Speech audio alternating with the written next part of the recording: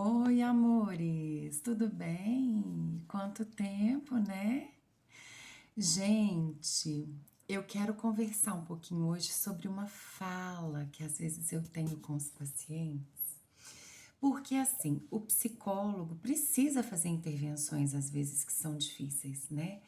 Eu ainda falo com eles assim, eu às vezes peço desculpas, inclusive falo, você me desculpa de estar te dizendo isso, mas eu tenho que dizer, porque senão eu posso deixar de ocupar o meu papel de terapeuta e passar a ocupar um papel de amiga, né?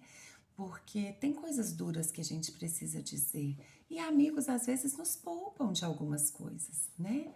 Então, assim, eu às vezes peço desculpa para eles e preciso às vezes mandar uma real, né? Falar de um jeito mais firme, trazer uma perspectiva que machuca um pouquinho, mas que a pessoa precisa ver, né? E às vezes ela tá se sabotando, ela tá mascarando um sentimento que já tá lá, né? Então, o nosso papel enquanto terapeutas, eu falo que é a gente expandir a percepção, é tirar essa visão míope que às vezes a gente fica e expandir a percepção para que a gente consiga de fato entender possibilidades, caminhos, escolhas, enfim.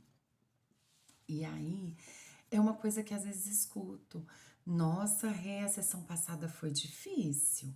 Nossa, Rê, a sessão passada você me maltratou, que você falou coisas que doeram. Às vezes os pacientes dão uma sumidinha, então assim, pode ser parte disso também, né? Uma sessão que foi muito difícil, que a pessoa precisa de um tempinho para processar, para digerir. Isso tudo é parte do processo, tá, gente? Então assim, é muito dessa troca do que a gente fala da construção da empatia junto do paciente para com o terapeuta, para com o consultório, para com a abordagem, porque senão, quando a gente tiver que vivenciar esses momentos difíceis, a gente se perde, né? E às vezes o paciente não recebe aquilo bem, ele leva para o lado pessoal. Nossa, a Renata falou aquilo comigo. Renata não gosta de mim. Teve uma vez que uma paciente mais jovem, ela falou comigo, ela falou assim: Ô Rê, eu até conversei com a minha mãe, por que será que você estava com raiva de mim? Falei, minha filha, qual a razão que eu teria de estar com raiva de você, né? Mas às vezes é difícil entender. Por quê? Porque a pessoa tá numa zona desconfortável, uma zona de dor, de olhar para as feridas, de abraçar os sentimentos, e isso não é fácil, né? Por isso que eu reforço tanto, o paciente precisa entender a escolha de buscar a cura e não buscar um band-aid para uma ferida que precisa de dar ponto, né? Então são analogias que eu faço com eles e que com o passar do tempo e do processo eles vão entendendo, sabe? E isso é muito legal. Que às vezes fala, nossa, Rê, você lembra aquela sessão? Fiquei com uma raiva de você, não queria nem voltar.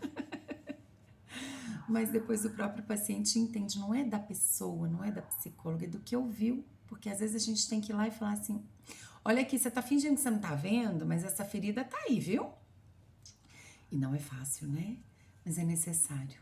É parte do processo da cura.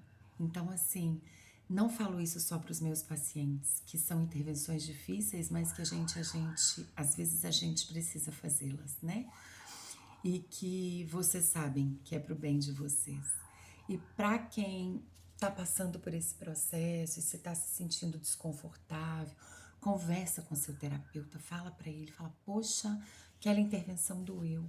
Aquela atividade que a gente fez foi difícil, me colocou num processo de imersão, de introspecção, que me maltratou muito. Eu não tô sabendo lidar com a angústia que aquela intervenção trouxe para mim." Fala com seu terapeuta, né? Eu sempre vou defender esse conceito de que o terapeuta tá lá para ir junto do paciente. A gente vai caminhar junto, a gente vai construir junto a descoberta desta nova versão que você está se tornando. Então, hoje eu queria trazer essa reflexão para vocês, tá bom? Então, bom descanso e até a próxima. Tchau, tchau.